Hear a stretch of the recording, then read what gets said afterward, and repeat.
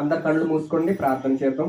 మమ్మల్ని మిగిలిగా ప్రేమిస్తున్న ప్రియ పరలోకపు మా కన్న తండ్రి, నీ ఘనమైన శ్రేష్టమైన నామమును బట్టి కృతజ్ఞత స్తుతులు చెల్లించుకుంటున్నాం తండ్రి. ఇదిగో ఈ దినమందు మేము సజీవంగా ఉన్నామంటే తండ్రి నీ కృపా దయ వలన తండ్రి మాకు ఇంత చక్కటి ఆరోగ్యమును ఆయుష్నిచ్చిన విధానాన్ని బట్టి నీ కృతజ్ఞతలు తెలియజేస్తున్నాం తండ్రి. నీ సన్నిధానంలో నిలబెట్టి నీ వాక్యమును వినటానికి అలాగే చెప్పటానికి ఇచ్చినటువంటి మాకు నిలబెట్టినటువంటి విధానాన్ని బట్టి కూడా కృతజ్ఞత స్తుతులు చెల్లించుకుంటాం. అలాగే తండ్రి మేము ఎన్నో నీ జ్ఞాన సంగతులు నేర్చుకుని అనేకులకు తండ్రి మేము సువార్త ప్రకటించటానికి క్రీస్తు వీర సైనికులుగా మేము ముందుకు పరిగెట్టే భాగ్యం దయచేయండి తండ్రి. మేము నీ యొక్క జ్ఞానయుక్తమైనటువంటి మాటలను పరిశీలించి వాటిలో నిత్య జీవం కలదని ప్రతి లేఖనములను మేము పరిశోధించి తెలుసుకొని అనేకులకు కూడా తండ్రి మేము మాదిరిగా ఉండి నీ సత్యవాక్యములను సరిగ్గా విభజించి ఉపదేశించుటకును మాకును మంచి వాడిగల తండ్రి మాటలు మేము పలుకుటకును అలాంటి శక్తి సామర్థ్యం నీ పరిశుద్ధాత్మ ద్వారా మాకు ఇచ్చి మీరే మహిమ పొందుమని నీ కుమారుడును మా రక్షకుడినైన యేసుక్రీస్తు వారి పేరట ఈ ప్రార్థన సమర్పించి వేడుకుంటున్నాం కన్నా తండ్రి, ఆమేన్. సరే, ఒక పాట కేర్లో పాట అనంతరం వాక్యం నేర్చుకోండి. మరి ముందుగా ఎనదగిచ్చికి ఈ పాట బేసిక్ అన్న ఈ సబ్జెక్ట్ అయినా ఎనదగిచ్చికి ఇందాకలా దేవికేనే కదా మానవుడ కారణ జమ్ముడా ఇది పాట అర్థం తెలియక నువ్వు వ్యర్థంగా బ్రతకకు. అర్థం తెలియక నువ్వు వ్యర్థంగా బ్రతకకూడదు. ఏ విషయంలో అయినా సరే, ఇప్పుడు మనం ఏ విషయంలో అయినా సరే, మనం ఉండే విషయంలో అయినా, మనం పని చేసే విషయంలో అయినా, లేదా మనం చదువు విషయంలో కొన్ని పదాలు నేర్చుకుంటాం. ఇదంటే ఇది, ఫలానంటే ఇది అని అర్థాలు. అంటే నువ్వు అర్థము తెలియక వ్యర్థంగా బ్రతకకు. దానికి అర్థం తెలుసుకోవడానికి ప్రయత్నించు. వ్యర్థంగా మాత్రం బ్రతకకు, తెలియకుండా బ్రతికేకు. కాబట్టి వాటిని అర్థం తెలుసుకోవడానికి ప్రయత్నించు అని చెప్తున్నాడు. కాబట్టి 53వ పాట. ఎందుకంటే గత 3 వారాల నుంచి ఈ సబ్జెక్ట్ మీదగానే పాస్టర్ గారు చెప్తున్నారు. కానీ కొంతమంది చాలా ఈ సబ్జెక్ట్ను అవగాహన లేక ఇదే అని చెబుతున్నారు. కనుక నేను కూడా కొన్ని విషయాలు దేవుడు నాకు బయలుపరిచినటువంటి విషయాలు మీకు అవగాహన పరుస్తాను. అవునా కాదా పరిశీలన చేయాల్సిన బాధ్యత మనకుంది. 53వ పాట పాడదాం, అర్థం చేసుకోండి. ఇక్కడ ఆరాధన అంటే ఏంటి, ఈ విషయం మీదే మనం మాట్లాడుకుంటున్నాం. ఆరాధన అంటే ఏంటో ఇక్కడ 1-3 చరణాలు మాత్రమే పాడుతున్నాం. సింహ గారు 2వ చరణం వద్దు. ఆరాధన స్తుతి ఆరాధన, ఆరాధన స్తుతి ఆరాధన, నీ వంటి వారు ఒక్కరు లేరు, నీవే అతి శ్రేష్ఠుడా. దూతగణములు నిత్యము కొలిచే నీవే పరిశుద్ధుడా. నిన్న నేడు మారని అబ్రహాము ఇస్సాకును బలిచ్చిన ఆరాధన, రాళ్ళతో చంపబడిన స్తెఫను వలె ఆరాధన. అబ్రహాము ఇస్సాకును బలి ఇచ్చిన ఆరాధన, రాళ్ళతో చంపబడిన స్తెఫను వలె ఆరాధన. ఆరాధన స్తుతి ఆరాధన, ఆరాధన స్తుతి ఆరాధన. దానియేలు సింహపు బోనులో చేసిన ఆరాధన, వీధులలో నాట్యమాడిన దావీదు ఆరాధన. దానియేలు సింహపు బోనులో చేసిన ఆరాధన, వీధులలో నాట్యమాడిన దావీదు ఆరాధన. ఆరాధన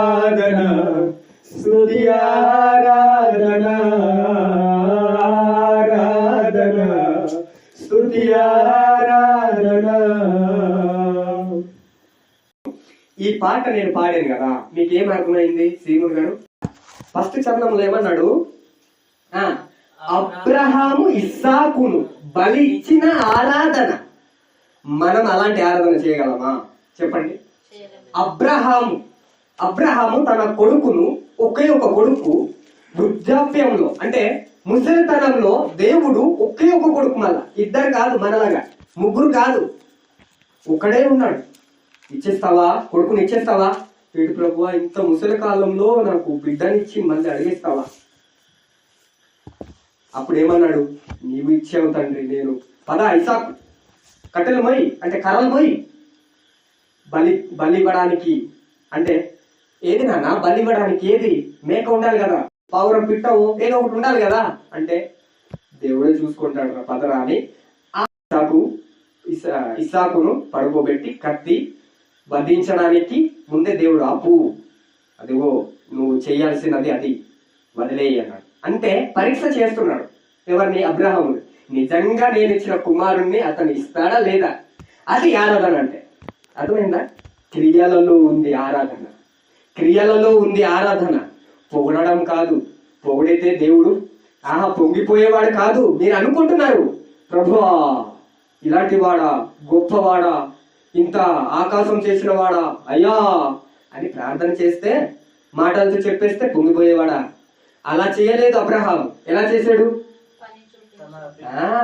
క్రియ చేసి చూపించాడు. అది అందుకనే మీకు చెప్తున్నాను, అబ్రహాము ఇస్సాకును బలి ఇచ్చిన ఆరాధన, రాళ్లతో చంపబడిన స్టెఫను వలె ఆరాధన. స్టెఫను చెట్టులో కట్టేసి పెద్ద పెద్ద రాళ్ళ బండరాలతో కొట్టేసి చంపేశాడు.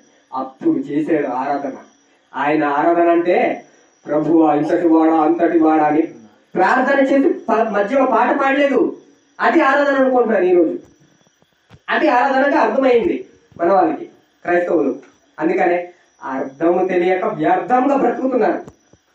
అందుకనే మానవుడా కారణ జన్ముడా అనే పాటలు, మానవుడా కారణ జన్ముడా నీ జన్మకు కారణముంది, అర్థం తెలియక నీవు వ్యర్థంగా బ్రతకకు. అర్థం తెలుసుకోదానికి వ్యర్థంగా బ్రతకకు. నువ్వు కారణ జన్ముడవు. నువ్వు లేక భూమి మీద పుట్టావు, ఒకరోజు మరణిస్తావు. నువ్వెందుకు వ్యర్థంగా బ్రతికేస్తానిపోవాలి? ఆరాధన అంటే ఏమిటి? ఇప్పుడు చెప్పండి. ఆరాధన అంటే ఏమిటి? మనము ఆరాధన చేస్తున్నామా లేదా చెప్పండి? సండే వర్షిప్, ఆదివారపు ఆరాధన మనం కూడా చేస్తున్నాం. యూట్యూబ్ ఛానల్ ఎవరైనా ఆదివారం ఆరాధన అని పెడతారు. అంటే వేరే వాళ్ళు చేస్తారు కదా, అది అలా మాత్రం కాదు ఆరాధన. మాది ఒక ప్రత్యేకమైన ఆరాధన. అది ఆత్మతో సత్యముతో చేస్తున్న ఆరాధన. మనం దేవుని మాటలు వినడానికి వచ్చాం కాబట్టి అది దేవుని మాటలను విని గ్రహించి వాటి ప్రకారంగా బ్రతకడం, ఈ విధంగా ఆరాధిస్తాడు. మనం కూడా ఆరాధన చేస్తున్నాం. ఎలాగా? ప్రారంభం నుంచి చివరి వరకు అది ఆరాధన కార్యక్రమం, ఒక క్రమం. చాలా మంది ఆరాధన మధ్యలోనే ఒక స్తుతి ఆరాధన ఒకటి ఉంటది కదా, స్తుతి ఆరాధన అంటే అది కూడా ఆరాధన అనుకుంటారు చాలా మంది. అంటే పొగడటం. స్తుతి అంటే చెప్పాను కదా, స్తుతి ఆరాధన, స్తుతి ప్లస్ ఆరాధన. స్తుతి అంటే పొగడటం, పొగడే ఆరాధన. పొగడే ఆరాధన ఎప్పుడు చేస్తారు? సినిమాలు పాటలు పాడిస్తారు చక్కగా. పాడిన తర్వాత అందరు లేవండి ప్రార్థన చేద్దాం అందరూ ఆరాధన అనుకుంటారు. ప్రార్థననే ఆరాధన అనుకుంటారు. అప్పుడు అయ్యా ఇంత చేసిన వాడా, అంత చేసిన వాడా, ఇలాంటి వాడా, అలాంటి వాడా అని నోరుతో ఇది పొగడడం. స్తుతి అంటే పొగడటం. స్తుతి ఆరాధన, పొగడే ఆరాధన, దేవుడికి పొగడే ఆరాధన. ఇక్కడ పొగడే ఆరాధనలో దేవుడు వద్దు అంటున్నాడు. పొగడే ఆరాధన నాకు అవసరం లేదురా నాయనా, నువ్వు అలా చెప్పితేటి చెప్పకపోతేటి, నా మహిమను సృష్టి తెలుపుతుంది, సృష్టికి పొగుడుతుంది నా గురించి. నేను ఎంతటి శక్తి ఉన్నవాడనో భూమి చెప్తుంది, తిరుగుతుంది. సూర్యుడు చెప్తున్నాడు, ప్రతిరోజు వస్తున్నాడు. గాలి చెప్తుంది, ప్రతిరోజు మనకు గాలి వస్తుంది కదా, శ్వాస. వర్షం చెప్తుంది, తుఫాను చెప్తుంది. మనం చదువుకున్నాడు తుఫాను కూడా. వడగండ్లు తుఫాన్లు కూడా ఇటు దేవుడి మహిమను వివరిస్తున్నాయి. పశువులు, మృగాలు అవి లేవేటి. నువ్వు ఒక్కడు మాత్రం అయ్యో ఇంత చేసినవాడు అంత చేసినవాడు అని చెప్తావు. నోటితో పొగడకూడదు. దేవునికి నచ్చదు నోటితో పొగడడం అంటే. మనం దేవుని మాటలు విని పని చెయ్యాలి, ఆచరించాలి. ఇది స్తుతి ఆరాధన అంటే. అంతేగాని మధ్యలో నిలబెట్టేసి లెగండ్ర అబ్బాయిలు లెగండ్ర అమ్మాయిలు అని చెప్పేసి ప్రార్థన చేసి చేసి చేసి చాలా మంది పాస్టర్లు మాకు అవగాహన ఉంది కదా సింహుడు గారు, కుడి భాషతో అంటారు, కాయి భాషతో, ఒరియాతో, హిందీతో 3-4 పాటలు. అవునా కదా? ఇది ఆరాధన? ఎవరు చెప్పారు ఆరాధన? బైబిల్ ఎక్కడ ఉంది? బైబిల్ ఎక్కడ ఉంది? అది ఆరాధన. ఇక్కడేమో దానియేలు సింహపు బోనులో చేసిన ఆరాధన చూసాం, అబ్రహాము ఇస్సాకును బలి ఇచ్చిన ఆరాధన చూసాం. అంటే నీకేం అర్థమైంది? అక్కడ వెళ్ళేసి ఏకంగా ప్రార్థన చేసి ప్రార్థన మధ్యలో పాట పాడేసాడా? అది కాదు, క్రియలలో చేసి చూపించాడు. మనం కూడా క్రియలలో చేసి చూపించేవారు ఉండాలి తప్ప మాటలతో పొగిడేస్తే పొంగిపోయేవాడు కాదు మన దేవుడు. కాబట్టి ఇవి మనుషుల పారంపర్యాలు. అంటే వారు చెప్పారు, మనుషులు చెప్పిన కథలు ఇవి, కల్పితాలు. వాటిని దేవుడు చెప్పాడు ఈ విధంగా చేయమని అని ఈ రోజుల్లో నేర్పించేసారు చాలా మంది. కాబట్టి మీరు చాలా జాగ్రత్త ఉండాలి. మీరు సత్య స్తంభాలుగా నిలబడాలి, కదలని స్తంభాలు. గాలి వాన వచ్చినా కూడా బాగా స్ట్రాంగ్ గా పిల్లర్స్ వేస్తే పడిపోద్దా చెప్పు? గాలి తుఫాను వచ్చినా పడిపోద్దు. బాగా మంచిగా ఏమంటారు పునాది వేసి ఉంటే, అది ఇసుక మీద వేసి ఉంటే వీళ్ళు పడిపోద్ది. అలాగ ఉండకూడదనే పాస్టర్ గారు గత పోయిన 3 వారాల నుంచి చెప్తున్నా. నేను కూడా ఇదే సబ్జెక్టు మీకు చెప్తున్నా. ఆరాధన విషయంలో మనకున్న అవగాహన ఏంటి? క్రైస్తవులుగా మనకున్న అవగాహన ఏంటి? అవగాహన ఖచ్చితంగా ఉండాలి. ఆరాధన మీద ఖచ్చితంగా అవగాహన. ఆరాధన అంటే ఏదో తెలియకుండా వ్యర్థంగా వచ్చి కూర్చొని లేచి వెళ్ళిపోయి అలా రోజు నీ దినచర్య గడిపితే వ్యర్థం. ఇక్కడ వస్తే అంటే రాకపోతే ఇంటికి ఉండా పడుకొని ఉన్నా ఒకటే. ఇక్కడ రాకపోయినా పర్లేదు. ఇక్కడ వస్తున్నామంటే ఎంతో కొంత నేర్చుకోవాలి, అవగాహన తెచ్చుకోవాలి. ఆరాధన విషయంలో నీకున్న అవగాహన ఏంటి? అసలు నువ్వు ఏమనుకుంటున్నావు ఆరాధన అంటే? అవునా కదా శివ? అవగాహన చేసుకోవాలా లేదా? తర్వాత ఆరాధన అంటే ప్రార్థన పాటయి అనుకుంటున్నారా? కేవలం ప్రార్థన పాట పాడిస్తే ఇది ఆరాధన అయిపోయింది అనుకుంటున్నారా? తర్వాత ఆరాధన అనేది మన నిజ జీవితంలో ప్రతి క్షణం ప్రతిరోజు మన దినచర్యలో కనిపించాలి. అర్థమైందా? ఏదో ఆదివారం వెళ్తేనే ఒక 5 నిమిషాలు నిలబడండి అని చెప్పేసి ఆరాధన చేద్దాం అని గోల అయిపోయి కూర్చోవడం అది ఆరాధన కాదు. మన దినచర్యలు అన్నిటిలో కనిపించాలి, అంతేగాని ప్రత్యేకమైన సందర్భాలలో కనిపించకూడదు. అది ఆరాధన కాదు. అసలు సిసలైన ఆరాధన భక్తులు చేసేది, యేసుక్రీస్తు చేసి చూపించాడు. నేనే గురువుని, మీరెవ్వరి దగ్గర నేర్చుకోకూడదు, నేను చెప్పిందే చెయ్యాలి అంటున్నాడు. నేనే మార్గం, నేనే సత్యం, నా మార్గంలో నడవాలి మీరందరూ. ఎందుకంటే మనం క్రైస్తవులు కదా, క్రీస్తును నమ్ముకున్న వాళ్ళు. మనం క్రీస్తునే నమ్ముకున్నాం. మరి క్రీస్తును నమ్ముకున్నానే క్రైస్తవుడిగా అయిపోయాం, కానీ క్రీస్తుని నమ్మట్లేదు. ఎందుకంటే ఆయన చెప్పింది ఒక పక్క, మనం నడిచేది ఒక పక్క ఉంది. అలా ఉంటే ప్రభువా అని అనేకులు అంటారు. నీ నామములో వాక్యములు చెప్పలేదా? నీ నామములో దయ్యములు వెలగొట్టలేదా? నీ నామములో ప్రార్థన చేసి స్తుతి ఆరాధన చేయలేదా అంటారు. అద్భుత క్రియలు చేయలేదా అంటారు. అప్పుడు అంటాడట యేసుక్రీస్తు, ఏమంటాడు? అనేకులు పిలుస్తారు కానీ మీరు ఎవరో నేను ఎరుగను. అక్రమం చేసిన వారులారా మీరే నా దగ్గర నుండి పొండి. అసలు మీరెవరు నాకు? ఒకవేళ నన్నే నమ్ముకొని ఉంటే నేను చెప్పే మాటలను మీరు క్రమంగా నేర్చుకోవాల్సింది కదా. పేరుకే క్రైస్తవులు, ఆ మాట కూడా ఉంది. మీరు పేరుకే క్రైస్తవులు, మీరు మృతులే. అసలు అవగాహన లేదు, అర్థం తెలియకుండా బ్రతికేస్తున్న వాళ్ళు అన్నమాట. ఇన్ని సంవత్సరాలు, ఇంచుమించుగా 70-80 సంవత్సరాలు మనం చచ్చిపోతాం రేపు ఎల్లుండి.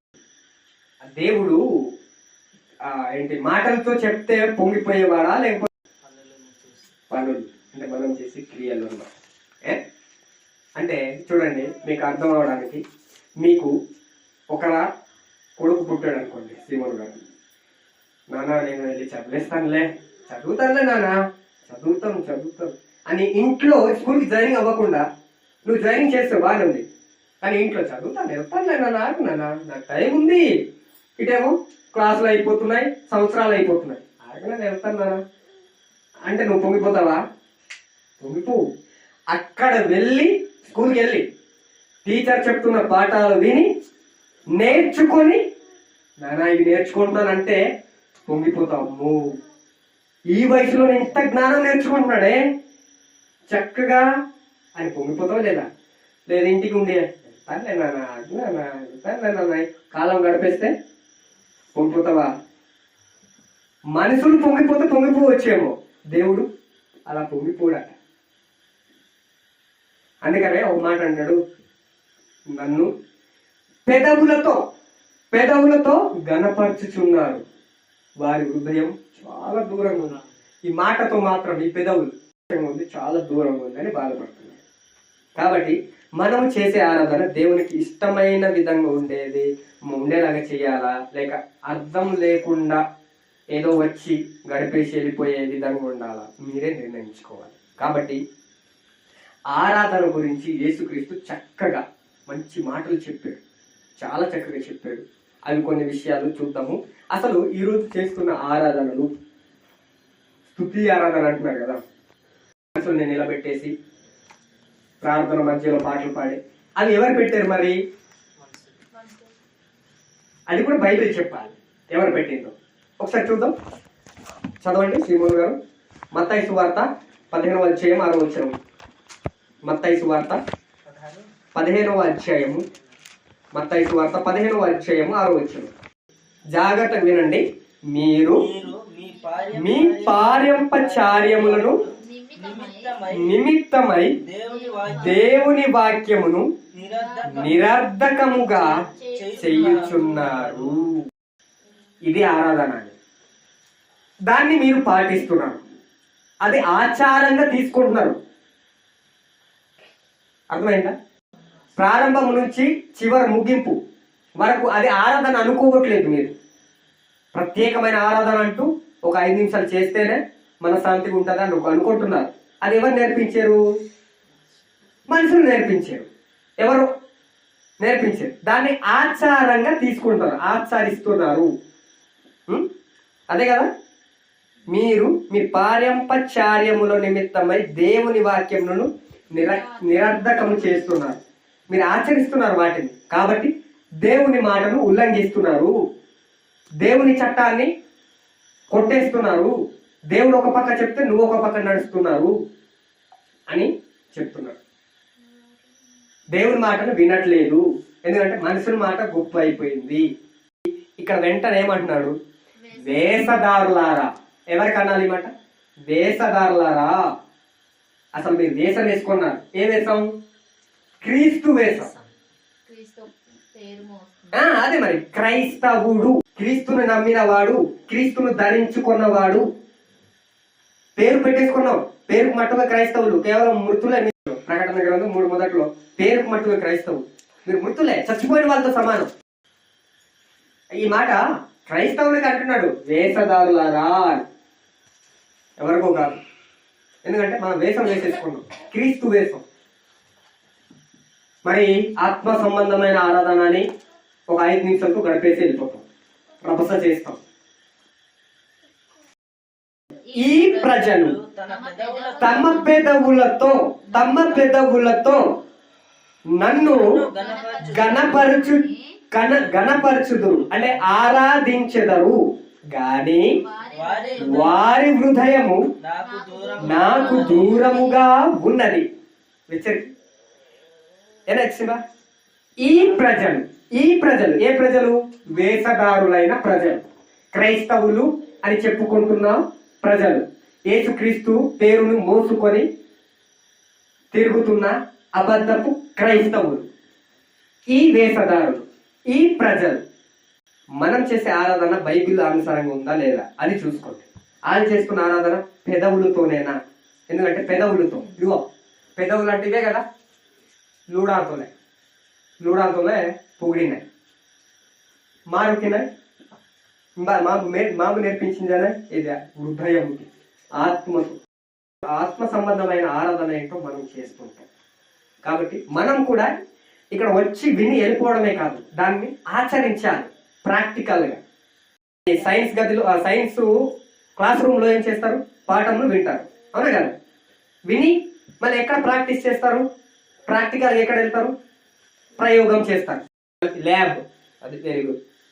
ముందు పాఠం ఎక్కడ వింటారు, క్లాస్ రూమ్. ఇది క్లాస్ రూమ్, ఇది మన క్లాస్ రూమ్. దేవాలయం, బడి, దేవుని గుడి, అది బడి. ఇది కూడా బడియే, దేవుని బడి, దేవుని పాఠాలు చెప్పబడే బడి. అక్కడ లోక సంబంధమైన బడి, ఇది ఆత్మ సంబంధమైన బడి. ఈ బడిలో మీరేం చేయాలి, బోధన నేర్చుకోవాలి, తరగతి గదిలాగా అన్నమాట. పాఠములు నేర్చుకోవాలి, పాఠములు నేర్చుకొని ఎక్కడ వెళ్ళిపోవాలి, ల్యాబ్, అంటే ఏమంటారు, ప్రయోగశాల. ఆ ప్రయోగశాలలో ప్రయోగాలు చేయడానికి వెళ్ళాలి. అలాగే మనకు ప్రయోగశాల ఎక్కడంటే ఈ ప్రపంచం బయట, సమాజం. అక్కడ వెళ్ళి ఇక్కడ కుడి చెంప మీద కొడితే ఎడమ చెంప చూపించాలి అనే మాట నువ్వు నేర్చుకున్నావు. ఇక్కడ ప్రాక్టికల్ గా బయట వెళ్తే నీకు ఎవరైనా పడేయమని కొట్టారనుకో, నువ్వు తిరిగి కొట్టేస్తావు. కానీ అక్కడే గట్రా నువ్వు మళ్ళీ నీకు కొడితే ఎడమ చెంప కూడా తిప్పిచ్చేవనుకో, అంటే ఇక్కడ విన్నది అక్కడ నువ్వు ఆచరిస్తున్నావు, ఇక్కడ విన్నది ప్రాక్టికల్ గా, అది దేవునికి మహిమపరచడం అంటే, అదే ఆరాధన అంటే. ఇక్కడ విన్నది బయట ఆచరించడం. నీకు అర్థం కాకపోవచ్చు, నేను నాకు బాలేక ఇలా మంచిగా చెప్పాలి. ఇక్కడ అంటున్నాడు, వేషధారులైన ప్రజలారా, ఈ ప్రజలు తమ పెదవులతో, బాగా మంచిగా చదవండి అక్కడ, పెదవులతో, ఈ ప్రజలు, ఏ ప్రజలు, ఈ ప్రజలు పెదవులతో నన్ను గణపరచుదు, అంటే గణపరచడం అంటే ఆరాధించడం, ఓకేనా, గణపరచుదురు గాని వారి హృదయము నాకు దూరముగా ఉన్నది. అయ్యా ఇంతటి వాడా, అబ్బా ఇంతటి వాడా, భూమి ఆకాశాలను చేసిన వాడా, గొప్పవాడా అని చేస్తాడు, ప్రార్థన చేస్తాడు, లేదా ఆరాధిస్తాడు. పైకి మాత్రం పెదవులతో నన్ను గణపరుస్తున్నాడు, నాకు అస్సలు ఆ మనిషి అంటే నాకు ఇష్టం లేదు అంటున్నాడు. అర్థమైందా? మనుషులు కల్పించిన పద్ధతులు, దైవోపదేశములని బోధించుచు వారు నన్ను వ్యర్థముగా ఆరాధించుచున్నారు. అర్థమైంది కదా, అర్థమైందా లేదా? ఇక్కడ మనుషులు కల్పించిన పద్ధతులు, ఇలాగే చెయ్యాలి, ఇదే ఆరాధన. ఇలా చేయకపోతే నీకు ఆరాధన చేసినట్టు లేదు. ఆ రోజు దేవుడు యాక్సెప్ట్ చెయ్యడు. ఖచ్చితంగా నిలబడి అందరూ గోలయ్యి వెళ్ళాల్సిందే, అంతే. ఇదే దేవుడు పైనుంచి చెప్పిన ఆరాధన అని చెప్తుంటారు చాలా మంది. మనుషులు అందుకని అన్నాడు కిందకి, మనుషులు కల్పించిన పద్ధతులు. ఈ పద్ధతి ఎవరిదట, దేవుడుదా మనుషులదా? ప్రార్థన మధ్యలో పాటలు పాడడం, హిందీ పాట, ఇంగ్లీష్ పాట, తెలుగు పాట, తమిళ పాట. దేవుడు ఇక్కడ రాయించాడా ప్రార్థన మధ్యలో, ప్రార్థన మధ్యలో నువ్వు హిందీ పాట కానీ ఇంగ్లీష్ పాట కానీ ఒరియా పాట కానీ పాడకపోతే నేను యాక్సెప్ట్ చేయను రా అని రాయించాడు. ఆరాధన కార్యక్రమంలో మొదట్లో పాడినా పర్లేదు. మనం ఏంటంటే స్టార్టింగ్ నుంచి చివరి వరకు నువ్వు హిందీ పాట పాడుతావు, ఇంగ్లీష్ పాట, కానీ అక్కడ జనానికి అర్థం అవ్వాలి. అర్థం అవ్వాలి పాడితే వ్యర్థం. కాబట్టి అర్థమయ్యే పాటే పాడు. తెలుగు వారు ఉంటే తెలుగు పాట పాడు, ఎందుకంటే అర్థం అవ్వాలి. ఒకవేళ తెలుగు కువి రెండు కూడా వచ్చు అనుకో, కువి పాట పాడితే అర్థం అవుతుంది, తెలుగు పాట పాడితే అర్థం అవుతుంది. మళ్ళీ నువ్వు సపరేట్గా ఇంగ్లీష్ పాట నేను పాడేశాను అనుకో, మీరు ఎవరైనా అర్థమవుతుందా? అబ్బా మంచిగా పాడాడు అని చప్పట్లు కొట్టేసి వెళ్ళిపోతారు. అర్థం మాత్రం తెలియదు, ఆ పాట మాత్రం అర్థం తెలీదు. అనేసి అనుకో, మీరేమంటారు అప్పుడు? భలే రాగంతో పాడు. ఇంగ్లీష్ పాటలు అలాగే ఉంటాయి, మనలాగా మంచిగా వినే సొంపుగా వినేటట్లు ఉండవు. అది పాడితే మంచి రాగంతో పాడాడని 4 చప్పట్లు కొట్టి వెళ్ళిపోతారు. కానీ నేను ఏంటి పాడాను మీకు తెలియలేదు, రాగం మాత్రమే వినిపిస్తుంది. దానికి అర్థాలు గుడిలో మంత్రాలు ఎవరికి అర్థం కాదు. ఆడికి మాత్రమే, ఆడికి కూడా అర్థం కాదు, ఆడికి కూడా అర్థం కాదు. అలాగా దేవుని సన్నిధానంలో ఉండకూడదు. అర్థమైందా? ఎవరికైనా చెప్పేటప్పుడు అర్థవంతంగా ఉండాలి. వాళ్ళు నేర్చుకునేటట్లు ఉండాలి. మంత్రాలు ఎవరికి అర్థం కాదు.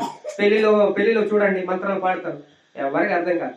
ప్రార్థన, పాటలు, వాక్యము అలా ఉండకూడదు, అందరికి అర్థం అవ్వాలి. అర్థమైందా? కాబట్టి ఇవి ఈ స్తుతి ఆరాధనలు అంటున్నారు కదా, అవి మనసులు కల్పించిన పద్ధతులు. అది బైబిల్ చెప్తుంది చూడండి. మనసులు కల్పించిన పద్ధతులు దైవోపదేశములను బోధించుచు వారు నన్ను వ్యర్థముగా ఆరాధించుచున్నారు. వ్యర్థముగా వాళ్ళు ఆ ప్రయాస అంతా వ్యర్థం, రోజు రావడం వ్యర్థం, వాళ్ళు కష్టంగా కూర్చోవడం వ్యర్థం. వ్యర్థమైనప్పుడు నువ్వు ఎందుకు అయ్యా చేయాలి వ్యర్థమైన పనులు అని వచ్చి కదా. దేవుడే నాకు వ్యర్థం అంటున్నాడు, వ్యర్థంగా ఆరాధిస్తున్నాడు అంటున్నాడు. అసలు నేను స్వీకరించాను అంటున్నాడు. మళ్ళీ మానకుండా అదే భజన, అదే మాటలు, అలాగే పొగడటం. పొగిడితే నేను పెదవులతో పొగిడితో పొంగిపోయేవాడిని కాదంటాడు. పెదవులతో నాకు గణపరిస్తే నేను పొంగిపోయేవాడిని కాదు. ఆరాధన గురించి కొంత మీకు అవగాహన కలిగించాను. అసలు సిసలైన సబ్జెక్టు ఉంది. చక్కగా ఆరాధన గురించి మీరు తెలుసుకున్నారు. అవి మనుషుల పద్ధతులు తప్ప దేవుని పద్ధతులు కాదు, దైవోపదేశములు కాదు. మనుషుల మాటల నోటల నుంచి వచ్చింది. దేవుడు ఇలా చేస్తే దేవుడు ఆనందిస్తాడేమో అని వాళ్ళు ఊహలో అనుకొని దేవుడే రాయిస్తే యేసుక్రీస్తు చేయకూడదా? చేయాలి కదా.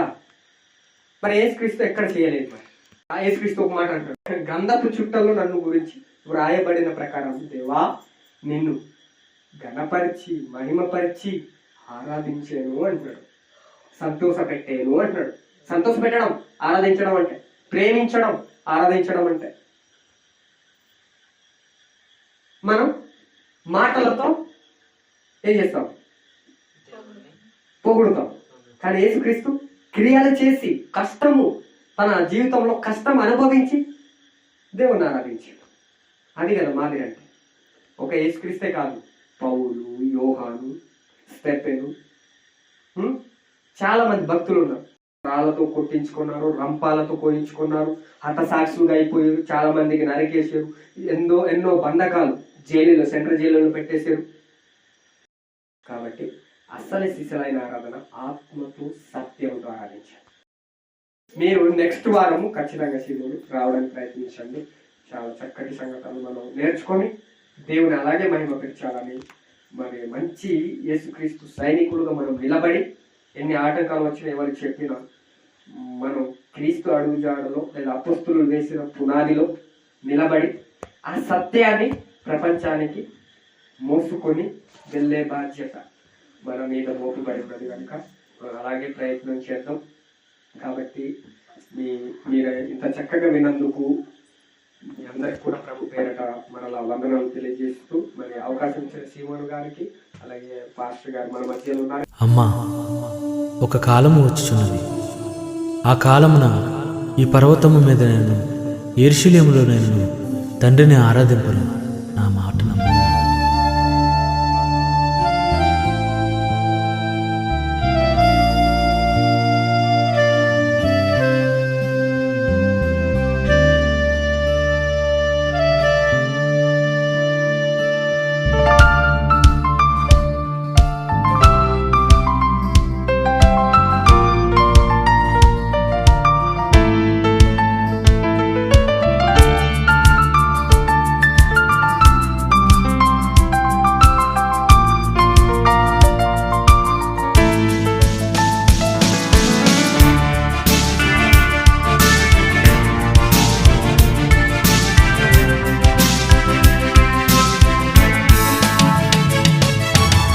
స్తుతి చేయుటే కాదు ఆరాధన, దేవుని పని చేయుటయే ఆరాధన. గమనించు దేవుని మనసులో ఆవేదన, వినిపించు ఈ సువార్తను ప్రతివేదన. వర్క్ ఇస్ వర్షిప్, దేవునితో ఫెలోషిప్. వర్క్ ఇస్ వర్షిప్, దేవునితో ఫెలోషిప్. ఆరాధన ఆరాధన, ఆత్మను రక్షించుటయే ఆరాధన. ఆరాధన ఆరాధన, దేవుని పని చేయుటయే ఆరాధన. స్తుతి చేయుటే కాదు ఆరాధన, దేవుని పని చేయుటయే ఆరాధన.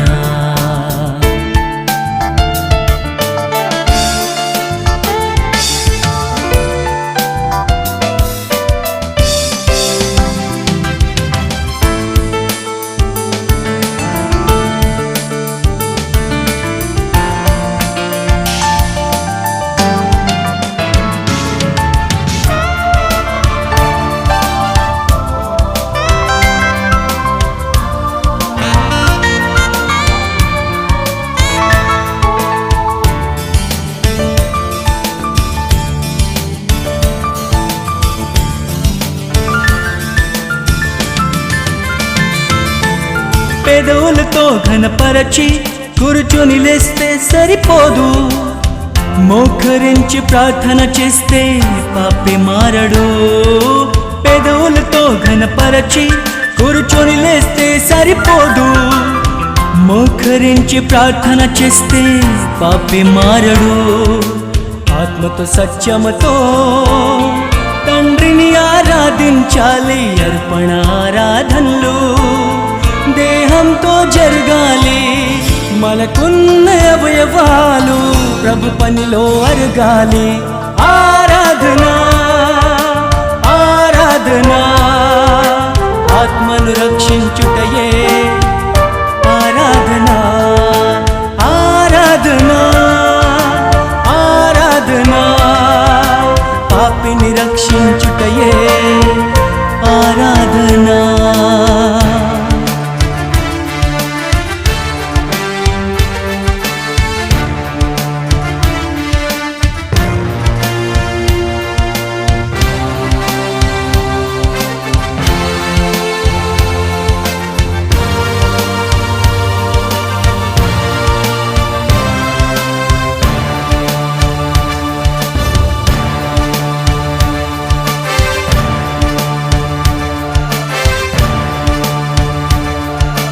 ఆత్మల రక్షణ మరచి ఆచరిస్తేనే సరిపోదు, ఆజ్ఞ మరచి ఆరాధిస్తే పాపి మారడు. ఆత్మల రక్షణ మరచి ఆచరిస్తేనే సరిపోదు, ఆజ్ఞ మరచి ఆరాధిస్తే పాపి మారడు. ఆత్మను రక్షించే వాక్యం ప్రకటించాలి, బైబిల్ బాగా నేర్చుకుని లోకానికి వెళ్ళాలి. దేహాన్ని దేవుని సేవకు సజీవంగా ఇవ్వాలి. ఆరాధన ఆరాధన, ఆత్మను రక్షించుటయే ఆరాధన.